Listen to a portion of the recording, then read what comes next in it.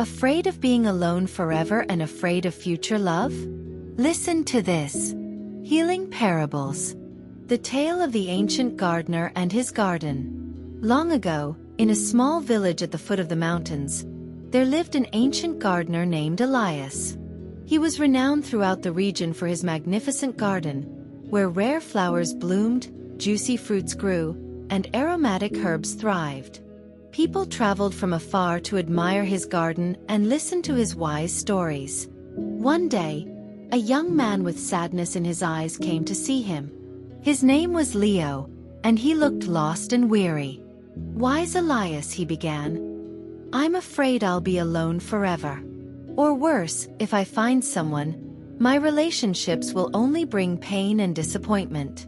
What should I do? How can I find love that brings happiness instead of heartbreak?"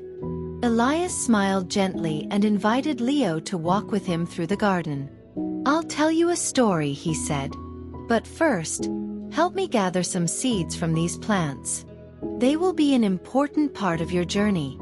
Elias pointed to a bright rose bush covered in thorns. Leo carefully collected some seeds and asked, "Why these roses? They're so thorny and dangerous." "Because they remind us that every beauty has its challenges," Elias replied. "In life, there is no joy without the risk of pain. If you avoid the thorns, you may miss the rose." Next, Elias led Leo to some delicate violets hidden under the shade of a tree. "These violets are almost invisible, but their fragrance and softness are precious," he explained. The same is true in relationships.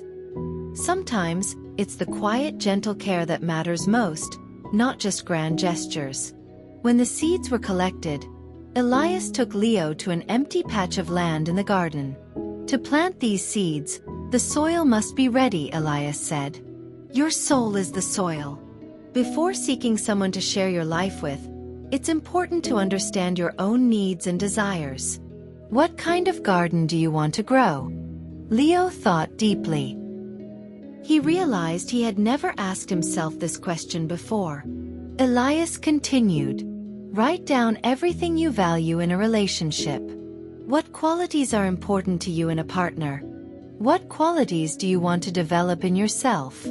And most importantly, what are you willing to give in return? This will be your fertilizer and water for the future garden." Leo began working, following Elias's advice. He planted the seeds, watered them, and protected them from pests. But one day, doubt crept into his mind. What if the seeds don't grow? Or what if they do, but the fruit turns out bitter? Elias smiled. "No garden blooms overnight," he said. "And no plant grows without care.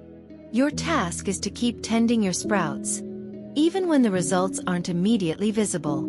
And when the first fruits appear, remember, not all of them will be sweet. Some will teach you patience, others humility. But every fruit will be meaningful." Months later, Leo saw his garden begin to bloom. It wasn't just roses and violets, but also plants he didn't recognize. Elias explained, "Sometimes, unexpected sprouts appear in the garden. They might be weeds, or they might turn out to be extraordinary gifts from nature. The same is true in relationships. People may reveal themselves in ways you didn't expect. Allow time to show you what they bring." When Leo harvested his first fruits, he noticed that some were spoiled, while others were beautiful. He turned to Elias and said, "You were right. Every garden has its thorns, weeds, and sweet fruits. Now I understand that my happiness is my garden, and it's my responsibility to care for it. If someone comes along to share it with me, that will be a gift, but not the foundation of my happiness." Elias nodded. Relationships are like gardening together. There will be droughts and heavy rains. But if the soil is healthy and the seeds are right, the garden will endure. The most important thing is to start with love for your own garden.